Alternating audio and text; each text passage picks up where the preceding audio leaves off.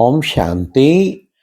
आज सुनते हैं प्यारे बाबा की विशेष आज की मुरली, जो टाइटल है नए वर्ष में सदा उमंग उत्साह में रह।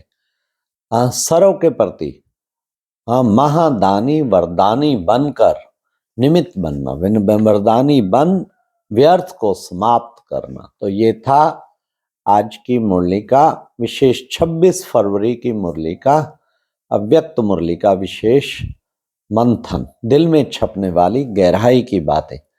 आज के मुरली मंथन हम विशेष बाबा के 12वां सेंटर, अपने इस नेपाल यात्रा का लास्ट 12वां सेंटर यहाँ से गोरखपुर, फिर जाएंगे मधुबन और फिर पानीपत। तो प्यारे बाबा ने कितना सुंदर आज की मुरली तो कमाल की थी। उमंग उत्साह से भरपूर सदा रहना है सारी मुरली उमंग उत्साह, महादानी और वरदानी।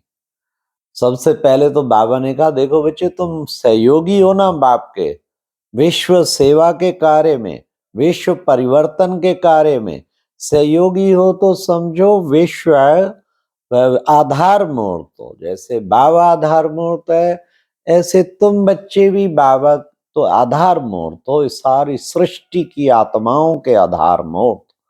इतनी बड़ी बात है, सारी सृष्टि की आत्माओं के आधार मूर्त।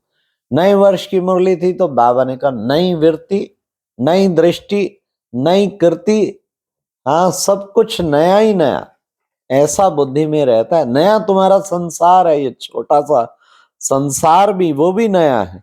तो बाबा ने कहा, नया संसार और नए संस्कार धारण कर रहे हो, सब कुछ नया।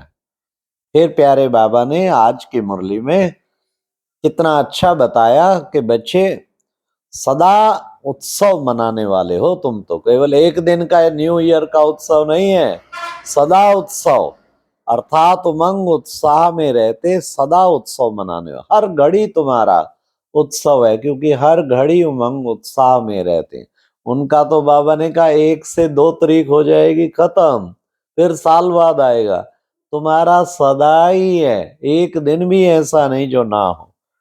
फिर बाबा ने कहा, उमंग उत्साह में उड़ती कला के पंख लगे हुए हैं, उड़ रहे हैं, फ्लाइंग एंजल फिर प्यारे बाबा ने कहा, उनसे पूछो, तो उनकी तो नीरस स्थिति और तुम हो एकरस स्थिति वाले।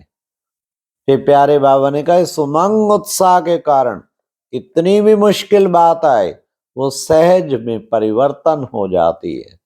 इस उमंग उत्साह के कारण फिर बाबा ने कहा, एक बहुत अच्छी बात बाबा ने जो बताई कि इस उमंग उत्साह के कारण बच्चे पहाड़ जैसी बात भी राई तो क्या रुई हो जाती है फिर बाबा ने कहा, वो तो दिल शिकस्त होते, तुम दिल खुश होते दिल शिकस्त से दिल खुश में परीक्षा मनोरंजन में परिवर्तन हो जाती, तूफान तोहफे में परिवर्तन हो जाता।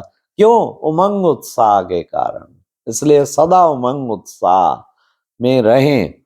फिर बाबा ने विशेष कहा कि बच्चे, तुम बच्चों को साथ साथ क्या करना है, सदा उमंग उत्साह के लिए सदा सोचना, कल पहले भी थे, अब भी हैं उमंग उत्साह और आगे भी रहेंगे। ये बाबा ने कहा, अंदर नशा रखना है तुम बच्चों को। इसलिए फिर बाबा ने विशेष कहा कि बच्चे निश्चय बुद्धि विजयी नंबर 1 रतन बनेंगे, और उनकी निशानी अपनी श्रेष्ठ वृत्ति के द्वारा वायुमंडल को परिवर्तन, श्रेष्ठ दृष्टि के द्वारा सृष्टि को परिवर्तन, श्रेष्ठ कर्मों के द्वारा श्रेष्ठाचारी दुनिया बना देंगे। इतना बड़ा जिम्मेवारी का ताज पहना है। बाबा ने कहा, जिम्मेवारी का ताज पहना है हर वक्त रहता है, सारे विश्व की जिम्मेवारी मेरे ऊपर है। फिर बाबा ने कहा, अव्यक्त वर्ष, अव्यक्त फरिश्ता। फिर उसमें क्या करेंगे, ये अव्यक्त वर्ष है ना, अव्यक्त फरिश्ता बन महादानी वरदानी बनना है। सदा बुद्धि में रहे, मुझे महादानी वरदानी बनना है। कैसे बनेंगे, कौन बन पाएगा? महादानी जो मास्टर नॉलेजफुल और वरदानी कौन बन पाएगा? जो सर्व गुण सर्व शक्तियों में तीनों में संपन्न होगा, वही तो महादान निरंतर कर पाएंगे, वरदान कर पाएंगे। बाबा ने कहा महादानी आत्मा का एक दिन भी दान के बिना रह नहीं सकता। शुक्र है बाबा, तूने ये वरदान दिया, एक दिन भी दान के बिना नहीं रह सकता। कल भट्टी करा रहे थे बुटवल में, आज तो भैरवा सेंटर में। भैरवा सेंटर पहला ही वेस्ट नेपाल का सेंटर, जहाँ सुरेंद्र दीदी गुप्ता जी बनारस वालों ने बड़ी बाबा ने भेज तो बनारस, और फिर उसके बाद यहाँ नेपाल में पहला सेंटर भैरवा, फिर इससे धीरे धीरे वेस्ट नेपाल में खुले। तो बाबा ने कितना अच्छा बताया कि बच्चे तुम्हें एक दिन भी तुम्हें रह नहीं सकता। तो कल जब पूछ रहे थे हाथ खड़ा करो, जो एक दिन भी महादान के बिना, बुटवल में पूछा है प्रश्न, तो थोड़े थे, एक दो आत्मा, एक दिन भी हम महादान के बिना नहीं रहते। कोई ना कोई आत्माओं को ज्ञान रत्नों का दान, अच्छा और कुछ नहीं कर सकते, गुणों का दान, शक्तियों का दान, मनसा दान करो ना। कैसे रह सकते हैं खाली उसके बिना? फिर बाबा ने कितना सुंदर बताया कि बच्चे ऐसा नहीं कि चांस मिलेगा तो करते हैं, चांस मिले नहीं मिले तो बैठे रहोगे देखते। बाबा ने कितना सुंदर कहा, चांस लेना भी अपने ऊपर है संकल्प हो, चांस तो फिर स्वतः मिल जाते हैं। तो बाबा ने कहा देखो बच्चे, तुम बच्चों को सदा सेवा में तत्पर रहना है, हर वक्त सेवा में तत्पर। इसलिए एक दिन भी दान के बिना नहीं बैठे रहेंगे, चांस नहीं मिला तो नहीं। चांस तो सबको विश्व सेवा का, मनसा सेवा का चांस तो हर वक्त ही है। और इसलिए महादानी बनना है तो ज्ञान रतन दान करने का भी चांस बाबा ऑटोमेटिकली ऐसी आत्माओं को देता है। फिर बाबा ने कहा जिसके भी संबंध संपर्क में आए, फिर बाबा ने कहा निरंतर चांस का तरीका बताया, किसी ना किसी के ज्ञानी या ज्ञानी के संबंध संपर्क में तो आते ही हो, जिसके भी संबंध संपर्क में आए देना ही है, देना ही है। यह है चांस लेना। अपनी इस बाबा ने कहा स्थिति वायुमंडल द्वारा वरदान देना। फिर बाबा ने कितना सुंदर बताया कि बच्चे गाली देने वाले को भी गुण दान करना और शुभ भावना शुभ कामना का दान करना। इतना अंदर वो दिल में भावना स्टेमिना ऐसा होना चाहिए, कोई बुरा भी करे उसे और ही अच्छा देना, और ही प्यार देना, और ही स्नेह देना। फिर बाबा ने कहा क्रोध, अग्नि में कोई जलता हुआ आए तो क्या करेंगे? हाँ, उसमें तेल तो नहीं डालेंगे, तेल के छींटे नहीं, तुम्हें शीतल जल के छींटे डालने हैं।